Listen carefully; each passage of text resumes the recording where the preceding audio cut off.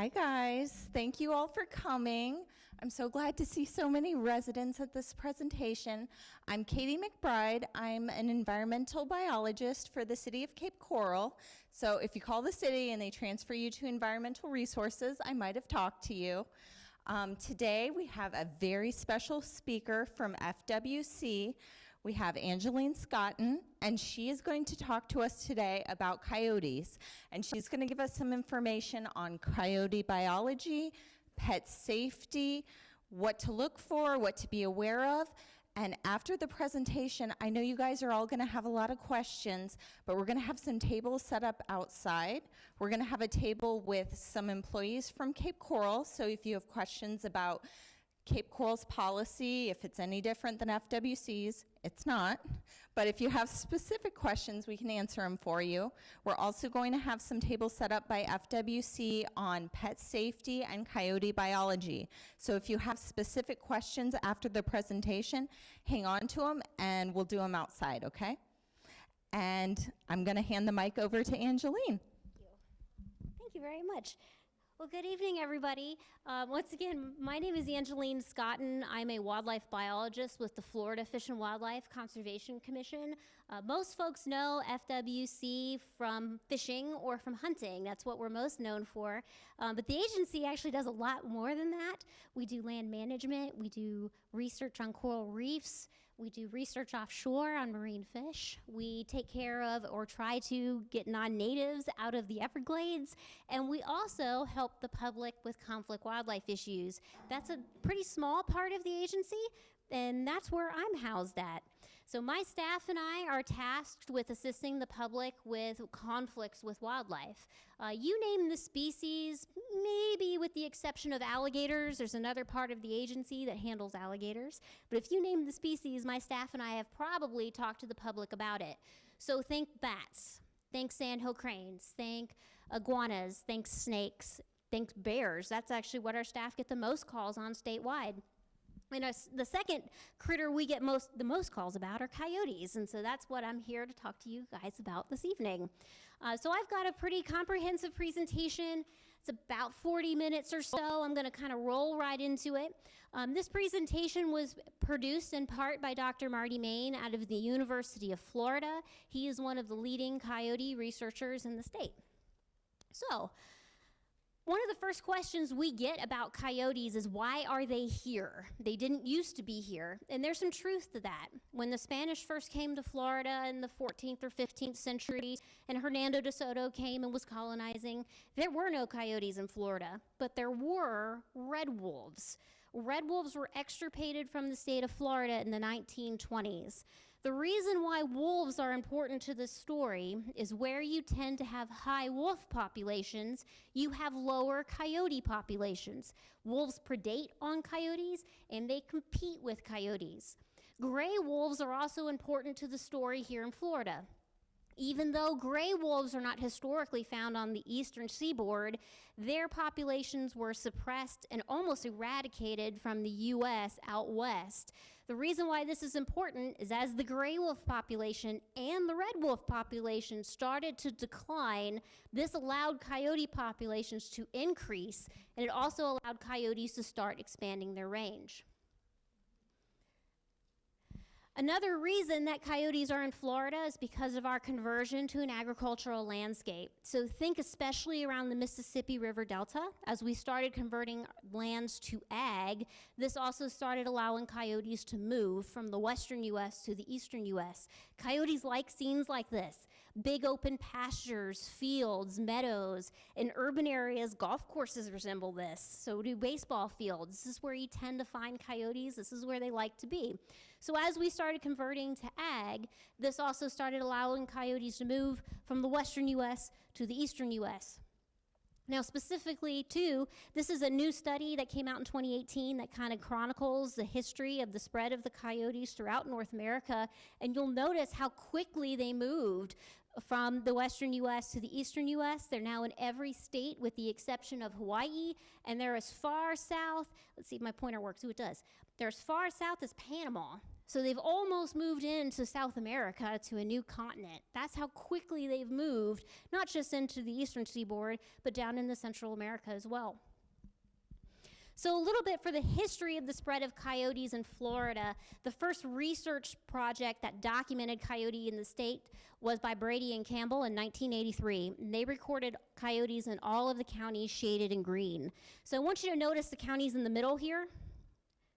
That's the Orlando metropolitan area. So coyotes have been in a highly urban part of the state for more than 30 years now. Woody and Hardesty in 1990 recorded coyotes in all of these counties. So not quite in Lee, but close. They were just to your south in Collier County by 1990. Survey data done by Dr. Marty Main confirmed coyotes in Sarasota and Volusia counties. Carcass data done by Dr. Main at University of Florida confirmed coyotes in Pasco and Hardy. And finally, personal communication with Dr. Main and FWC confirmed coyotes in all 67 counties in the state. So it doesn't matter where you go, whether you're in an urban environment or you're in a rural environment, you have a good shot at seeing a coyote. Their southernmost observation was in Key Largo in 2011. So a couple important things about Key Largo. First is that's where the largest feral cat colony in the state is located. So big guess why the coyotes chose to show up there. The second is clearly Key Largo is an island. So how exactly did the coyotes get there? They either used the bridges and roadways or they swam. And as it turns out, they're pretty good swimmers. So this photo was taken from the Lake Worth Lagoon. This was a pretty recent photo, and what I really like about this photo is there's a channel marker back here. He's way out there. So we know that coyotes can swim long distances, and they can get to some of our more remote islands. Like Sanibel here in Lee County absolutely has coyotes on it. I haven't heard about Captiva, but I wouldn't be surprised. Gasparilla and some of our other islands on the western coast have coyotes there as well. So a little bit about coyote biology. I don't want to bore you with a ton of biology, but it's important to know just a little bit to understand how coyotes are moving in our environment. So coyotes are omnivorous, which means they're going to eat just about everything, and I'll talk to you more about that in just a minute. They're highly adaptable. This is one of the most intelligent wildlife species that we have living in Florida today. Adults range between 25 and 40 pounds. So we have a coyote up here on the table to kind of give you a good idea of their size. This coyote was from Charlotte County, and this guy weighed about 38 pounds. So he was a little larger than the average. They're averaging about 27, and I'll talk to you more about that as we move through the presentation as well. Home range size is variable. In a rural area, so think East Collier County, think way out there. In a rural environment, their territory is going to be about 15 square miles or so. But in an urban environment like Fort Myers or Cape Coral, their territory is going to shrink. It's only about 3 square miles. The reason why is because where there is people, there is more food for coyotes. They can make a better living around us than they could living out in the middle of nowhere, for example. They'll eat garbage, they'll eat pet food and birdseed and raccoons and rats and rodents and things that are attracted to urban areas. So because they can make a better living around us, their territory gets smaller around us. Coyotes mate in the winter. They have pups in the spring. Average litter size is about 6, but this is dependent on food. The more food that's available to them, the more pups they can have. This is kind of critical for urban areas. Most of those foods I just listed out to you, like garbage and pet food and birdseed, is high in calories. If they have high calorie foods, they can have more young. So urban areas can kind of control reproduction a bit by controlling those human-related foods. Doesn't mean that coyotes are not going to reproduce at all, just might mean they might not have as much, not having that high calorie-rich food available to them. Both parents care for the young. Coyotes are monogamous. They mate for life. This is unlike other canines like dogs. Male dogs have no parental responsibility whatsoever, and dogs are not monogamous, but coyotes are. The male is very involved in raising the offspring. He's there year-round with the adult female. The two have really strong pair bonds with each other. They have a pretty complex social hierarchy between the alpha male and female and their young that may be with them. And coyotes can come in different colors. That's kind of why I have those two pictures on the slides there. We have seen them as dark as black in Florida. You can see them in a little bit more gray, but the more common coloration is that tan or that reddish brown color. So FWC recently finished up a diet study of coyotes in Florida. So we know they're eating just about anything, but we were curious what was sustaining them in the state. And not surprisingly, 31% of their diet was mammal related. So think squirrels and rabbits, things like that. Small rodents was a big part of their diet. What was surprising to me was this one, vegetation at 30%. I didn't think that coyotes relied on plant matter quite so much. And then the other one that stuck out to me was this one, anthropogenic. So that's human-related foods. So these are things that they're finding in urban areas that directly tie in and relate to people. I have some photos. I'm going to show you some of the things that we pulled out of coyote gut contents from the roadkill and the hunter-killed and trapped coyotes that we collected from around the state. I know it's dinner time. These pictures aren't that graphic, I promise, but this is a really good way for you to understand what they're eating in urban areas. So the first photo is of dog food. So here we go, high-calorie food that can be found in an urban area. How exactly did the coyote get this? Was someone intentionally feeding the animal and targeting the coyote? Did someone leave food out for the dog and the coyote scavenged it? It's hard to say, but this is a draw to coyotes into urban areas. Next one is cooked chicken. And I want you to notice where this animal came from. He came from Pinellas County. So that's the St. Pete Clearwater area. We get a lot of coyote calls out of Pinellas County, which seems counterintuitive. There's a lot of people there, yet the coyotes are still doing really well in that county. And this is the reason why. So how did the coyote get cooked chicken? Did he get into some garbage? Was someone targeting him? Who knows how he got it? But still, that's what's pulling him into urban areas. Next photo. This coyote's stomach was stained purple, so that's what you're seeing in the photo here is a stomach. That's suggesting that he was eating pokeweed. Pokeweed is a native weedy plant that has bright purple berries on it. It's really important for songbird migration. This coyote ate so much of it that it stained his stomach purple. So that's some of the vegetation that we didn't expect to see. Here's a McDonald's wrapper. And look where this McDonald's wrapper came from, or where this coyote came from, rather. It came from the Ocala National Forest. That's a huge piece of public land. How did the coyote get that? Did somebody bring it into the Ocala National Forest and he scavenged it? Did he go out and hit the McDonald's on the edge? Hard to say, but again, even in a rural environment, this coyote still managed to find human-related foods. Next photo. Here's a mini eggs wrapper. Same thing again, this coyote came from a state park. So this is, again, public land, a rural tract of land where he was able to find human-related foods. And this by far is my favorite photo. This is a total of 47 small mammals that was found in the stomach of one coyote.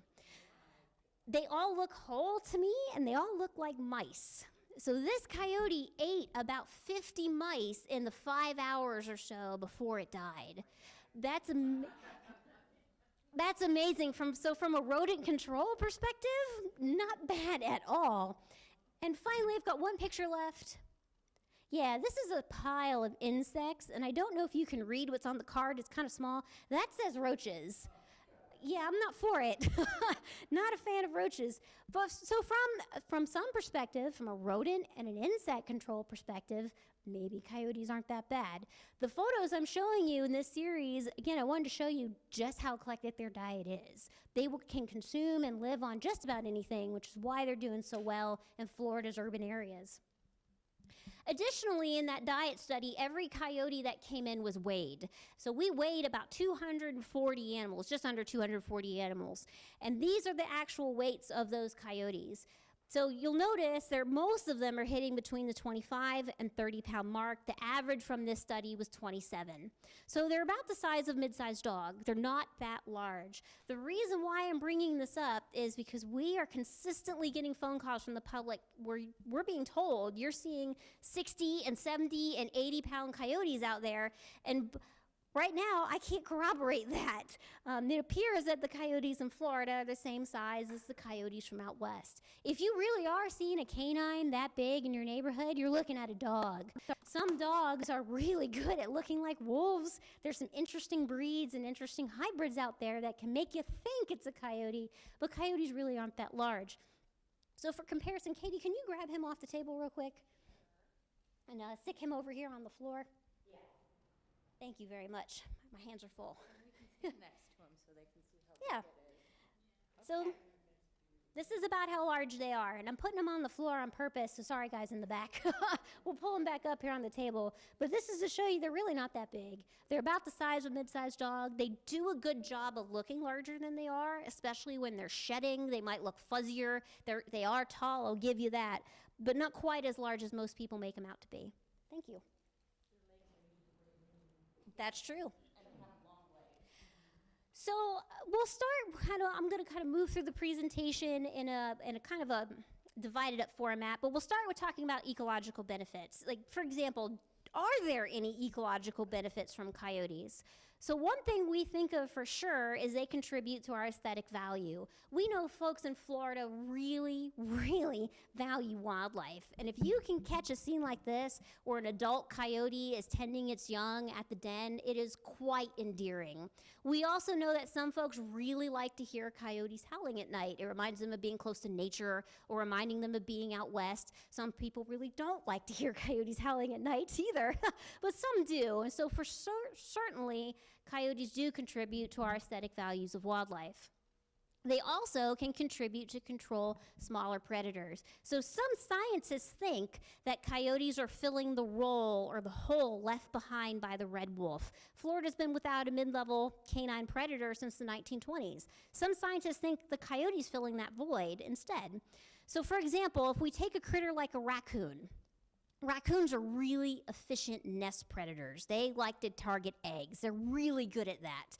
If coyotes are helping to control raccoons, they're indirectly helping some of our endangered and threatened bird species, like roseate spoonbills, like loggerhead shrikes, like bobwhite quail, or like mottled ducks. Now, this doesn't mean that if a coyote came across a bobwhite quail nest that he wouldn't eat it. He would totally eat it.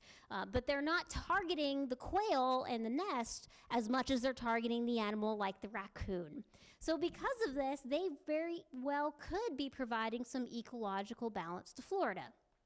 However, maybe they have some negative ecological benefits too, or impacts, not benefits, negative ecological impacts. So one of them we thought of immediately was to the Florida panther, right? So Florida panther is critically endangered. It's bigger than coyotes. They're also a carnivore, a predator on the landscape. We weren't really sure if coyotes were impacting panthers. They both eat the same thing. They both like to eat hogs, and they both like to eat deer, but panthers like to eat adult age class deer and hogs, while coyotes tend to eat the younger age class.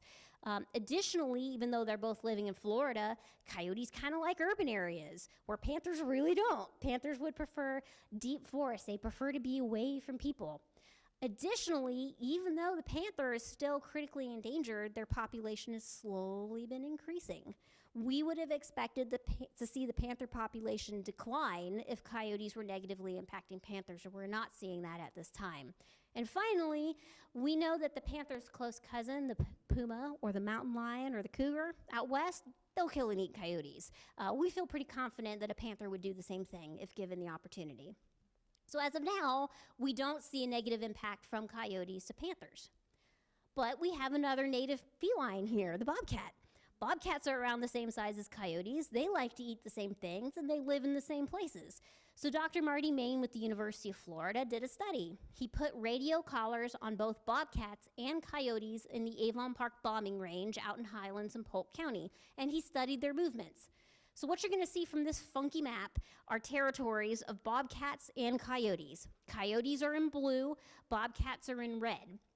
And then what you're going to also see is this filled-in area right here in polka dots. That represents a coyote's denning site. And in the stripes in red, that's going to be a bobcat's denning site.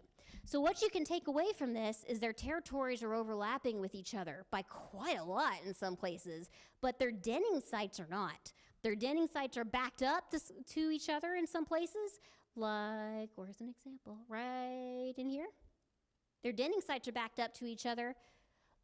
So what this is suggesting is that they're coexisting with each other. They're living in the same environment, they're raising their young, they're finding enough food to eat, and they're not driving each other out. But this is a pretty rural part of the state. We're not really sure if coyotes and bobcats are behaving this way. There's been no research study in urban areas to suggest if they're behaving the same way. However, Rhonda, one of the biologists who's here with me today, she and I put out some trail cameras in Hillsborough County trying to help a man determine what was predating his turkeys.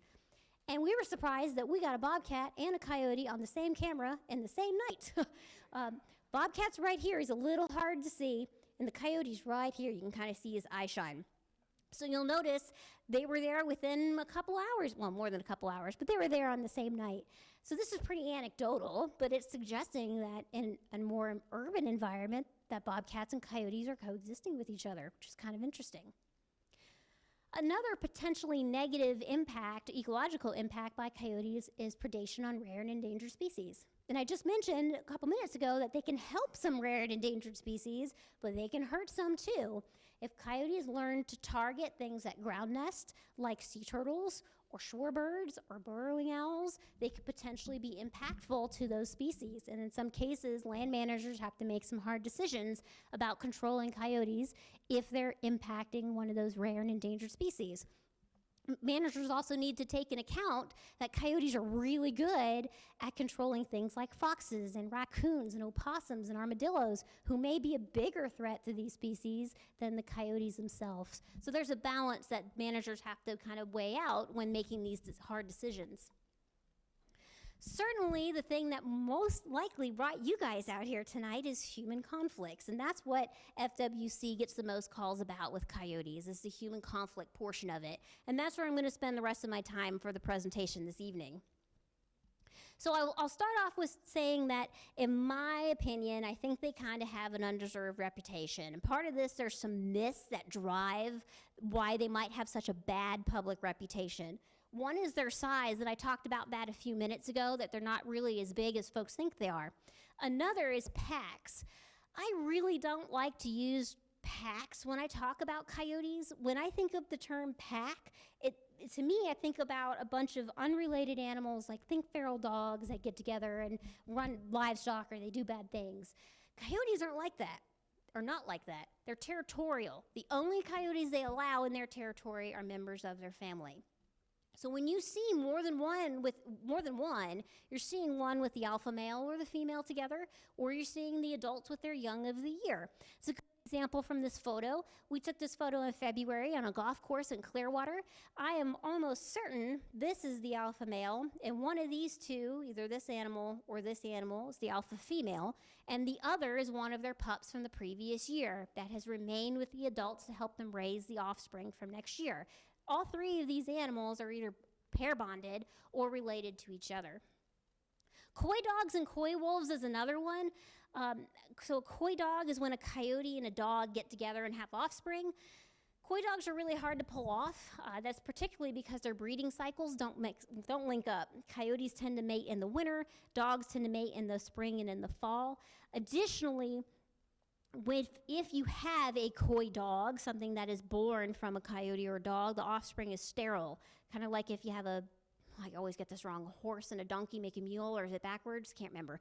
But the offspring is sterile from that. Additionally, coyotes would really only choose another dog to breed with if there's not another coyote around. And because they have such a strong pair bond, it's not in their best interest for a female coyote to mate with a male dog, because male dog is not going to give any parental care to her young, whereas a male coyote would. As of now, there's no evidence of coy dogs existing in Florida.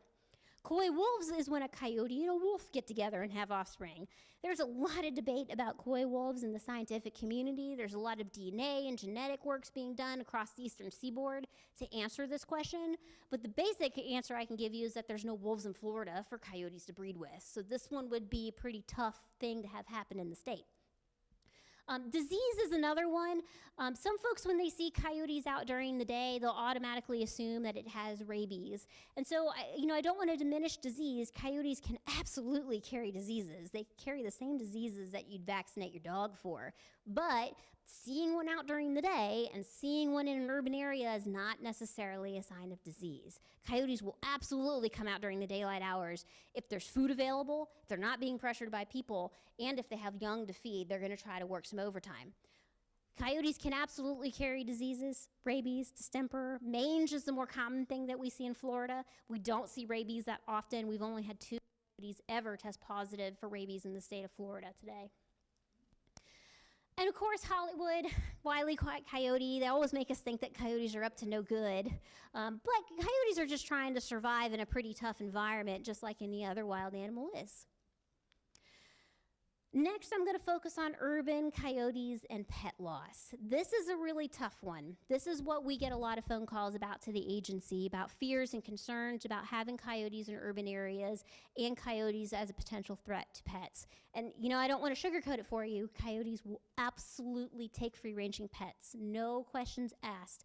As if you're a cat, or cat owner rather, and you allow your cat to free range, it is open to predation, not just from coyotes. They're also open to predation from bobcats, from large owls, from large eagles, from alligators, from big dogs, from you name it.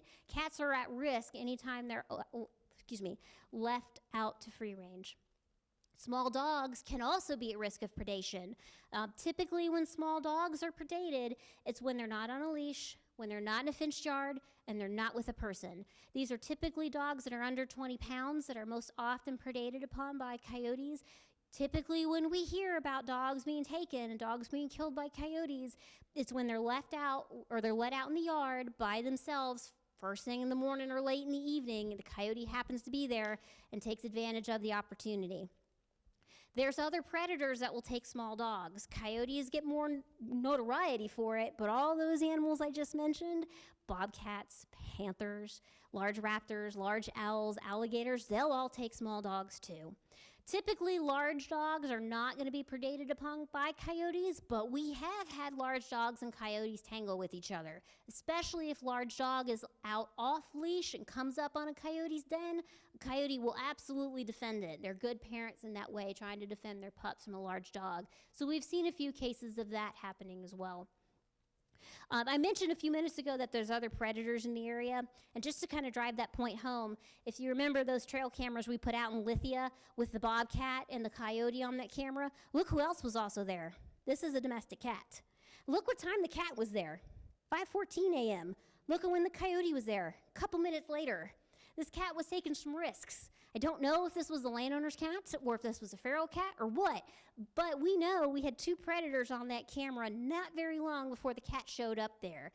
So this just kind of drives home again why it's important to keep cats indoors and secure from being preyed on by wildlife. Additionally, we also get questions about human safety. Am I safe around coyotes? And the answer to that is yes.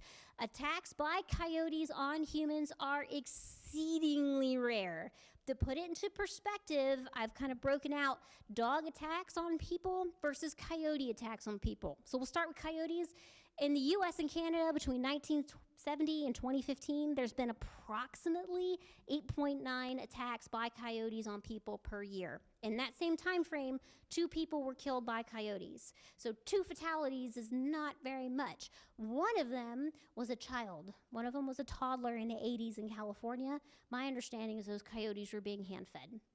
And so we know that if coyotes are being hand-fed, it's kind of like alligators, or kind of like bears. They lose their fear of humans. They can become aggressive towards people. That's what most likely happened in that case.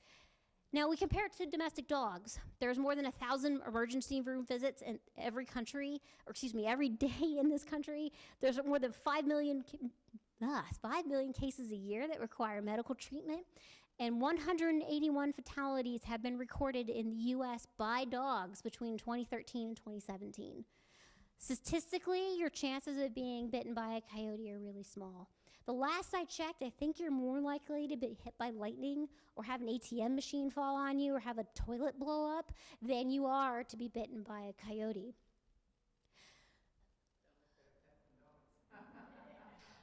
So at this point, you might be asking yourself, well, can't we just get rid of them? Can't they just all go away? Can't we just go back to the 1920s before we had coyotes? And you're probably going to know the answer to that before I say it. The answer is no. Coyotes have proven that they are here to stay, whether we like it or not. There's a couple big reasons for that. A couple of them I've talked about. One is that they can eat almost anything. Second is that they have high reproduction rates. The third is that they can offset their reproduction where they've been locally suppressed. So what they can do if coyotes start to be removed from the landscape, they can increase their reproduction to make up for that void. That has to do with food and territory being available to more animals, so they can increase their reproduction. That's a really cool thing that coyotes can do that not much other wildlife can.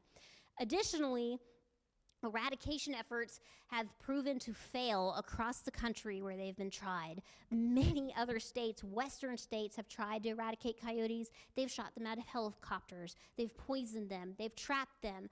You name it, they did the exact same thing to the coyotes as they did to the wolves. At the same time, they were doing it to the wolves. We almost wiped out wolves, but coyotes have expanded their range to every state in the U.S. That goes to show a lot about their survivability and their adaptability. Eradication efforts, in short, have proven to be inefficient, ineffective, and very expensive. However, if you have one nuisance coyote in your neighborhood, if let's say you've got a coyote that's taking dogs off of leashes, or you've got a coyote that's busting on the screen in lanais or causing some other kind of property damage, landowners have a right to remove nuisance coyotes on their property as they wish. There's no regulations in Florida that would prohibit you from removing a coyote on your property. However, I'll tell you from experience, that's a lot easier than it sounds. It's pretty hard, excuse me, I misspoke. That's a lot harder than it sounds. Trapping coyotes is really difficult. If you were to want to remove a coyote on your property by trapping it, you've got a couple options. The first option is to use a cage trap or a live trap. You guys probably know what this looks like from raccoons or squirrels. You need a pretty big one to catch a coyote. This is not a very good way to catch coyotes. Most professional trappers I've talked to in the state of Florida can't catch coyotes in a box trap. Coyotes are smart enough to avoid this style trap. Typically, if a trapper is successful catching a coyote in this, it's a really young coyote or it's a sick coyote. So if you can't use a box trap, if that's not effective, your second option is to use a snare. A snare is a cable restraint designed to catch the animal around the neck or around the foot. For coyotes, it's usually a neck set. Actually, I have one up here. I'll show you. So a snare for a coyote is usually set in a way that it catches the animal around its neck. So this just can't go in your backyard and be effective. This has to go somewhere strategic where the animal's moving. Think a pinch point, like a fence or a hedgerow, somewhere where the animal's moving through consistently. When the animal puts its head through the snare grabs and holds the animal there. Depending on how it's set, depending on how the trapper sets the snare, this has the potential to be a lethal trap. This also has the potential to catch anything. So anything that walks through this trap has the potential to potentially die. So think alligator, think bobcat, think neighbor's dog. Because of this, because this can catch non-targets, and because it can be a lethal trap, this is a really unpopular option in an urban area. And this would really needs a professional to be able to be successful with this. And the third option is a foothold or a steel trap. So this one does require a permit from FWC. So in order to use this, you'd need to call our office and apply for a permit to get one. This gets a bad rap. The good thing about this is the animal is not going to succumb in a foothold like it would potentially in a snare. The bad thing about this, you can catch a non-target just like the snare. The other bad thing is, how do you make him put his foot right here? This one takes some finesse to work to. You just can't put this in your backyard and hope the animal walk through it. This one also would really take a professional to be the most effective. The point in showing you and telling you about all these different trapping options is to drive home the point that coyotes are really hard to trap. They are really hard. They're notoriously difficult even for professional trappers. So our suggestion is to try to prevent problems with coyotes before they start. Because if it gets to the point where you need to bring in a trapper, you may not be successful removing that animal. So we've got a couple suggestions for how to prevent problems with coyotes. The first one, and you probably knew I was going to say this before I said it, don't feed them. It is illegal to feed coyotes in Florida. Anything that can attract a dog, a cat, or a raccoon can bring in a coyote. It's illegal to feed them directly by handing them a hot dog, or indirectly, maybe leaving out pet food in a manner where the coyote gets into it. It's important to keep things that they can get into secure, like garbage. We would strongly encourage keeping garage secure in a garage or a shed and keeping it in that building until the morning of trash day. If it goes out the night before, you're giving wildlife an opportunity to get into it. We also strongly encourage cleaning up fallen fruit, pet food, and bird seed. I've talked a lot about this one today. These are high in calories. This is a draw for coyotes into urban areas. And you saw some dog food in one of those gut content photos I showed you. Keep cats indoors, and I harped on this a little while ago. Anytime a cat is free-ranging, it is open to predation. We strongly recommend keeping cats indoors. If your cat really likes to be outside, you can consider building a catio. That's a bit more secure structure than a screen. Screen lanais really aren't secure from wildlife coming in or cats going out, but that's having it a little bit more secure with some hardware cloth or other type of fencing to keep the cat in and the wildlife out. That still gives the cat some outdoor opportunity, but while keeping it safe. And you want to keep small dogs supervised when they're outside. Especially if you're out walking, you want to have that small dog on a small, short leash, like 6-foot leash, with you. One of those retractable leashes is not really effective.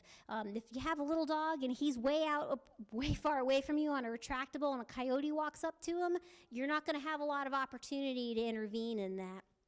So we strongly recommend keeping dogs on short leashes when they're outside. If you have a well-fenced yard, especially if you're allowing your dog to go outside at night, just go outside with your dog.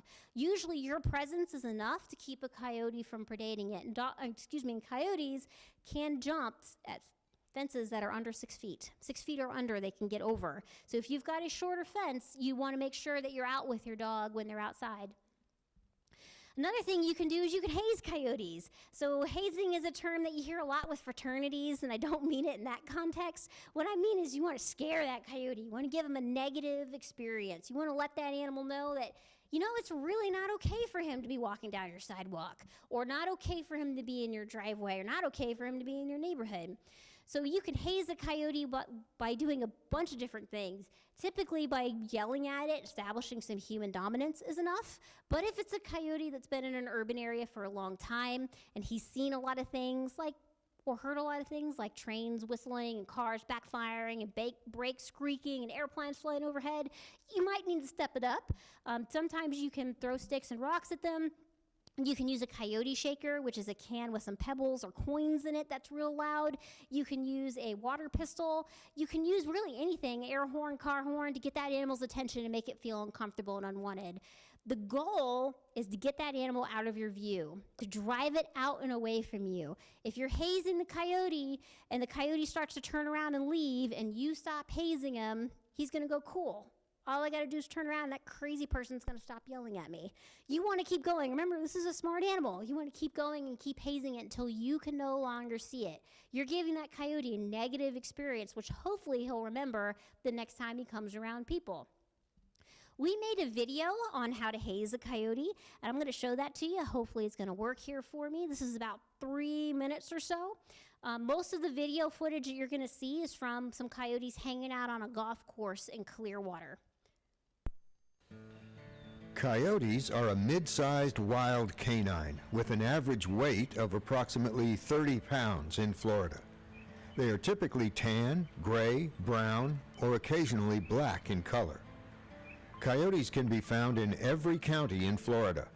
Because coyotes migrated to Florida as part of a natural range expansion, they are classified by the FWC as naturalized. These adaptable canines eat a variety of foods and can live in rural, suburban, and even urban areas. Observing a coyote in your area isn't necessarily a cause for concern. When coyotes associate places where people live and work with an easy place to find food, they can become accustomed to people and gradually lose their natural fear of humans.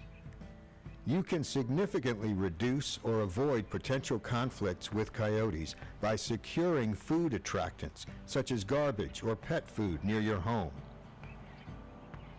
Coyotes are curious but timid and will generally run away if challenged. You can scare or haze them if you feel comfortable doing so.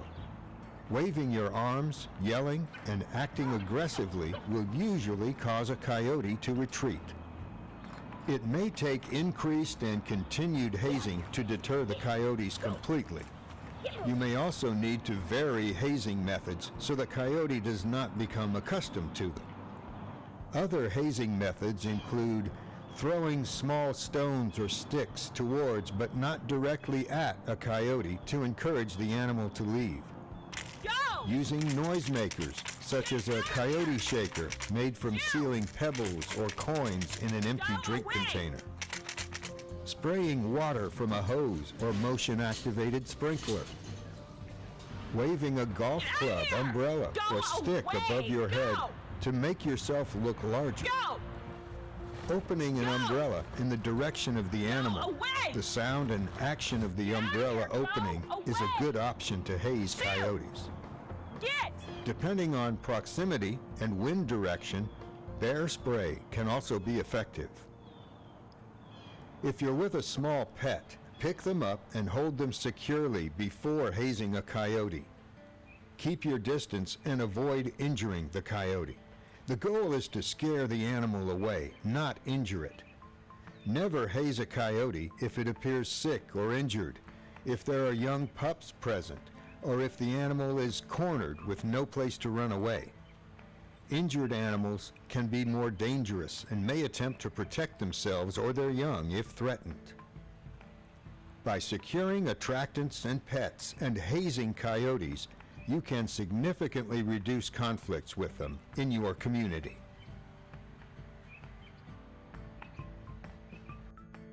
That's our hazing video. It's up on our website. I want you to know the person that was walking up to the coyote and hazing it was me. So we've been talking to that community in Clearwater for quite a while. They've been telling us the coyotes were not afraid of them. And so we went out there, and honestly, I wanted to test them. I wanted to see what they would do. And you saw the video of the coyotes being around the golfers. They were super comfortable. We had photos of them laying in the sun in the sand traps during the day, just very comfortable around the golfers. There was also a feeding situation going on in there where there was a feral dog at large that the residents were feeding that was drawing the coyotes in. So we had a food attractant problem going on there too. But you saw that coyote, as soon as I challenged him, he did exactly what I wanted him to do, which is he got up, he looked at me like I was crazy, and he started moving off. And as I continued to engage, he continued to move, and that was exactly what I wanted to have happen.